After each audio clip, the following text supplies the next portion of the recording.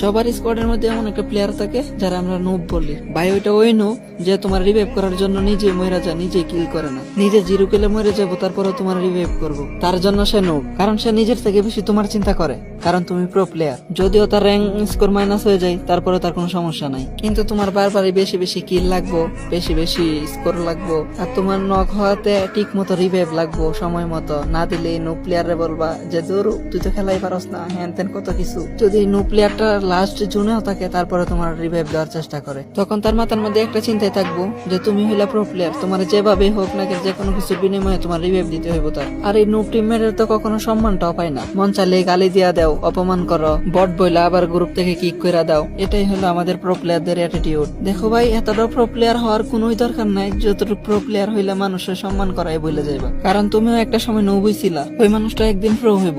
Noob হইছে তো কি হইছে, মনের দিক দিয়ে ভালো হইতে হইব। ওই মানুষটা যদি তোমার চারা চলে যায় না, ওই দিন তুমি সবচেয়ে বেশি মিস করবা তারে।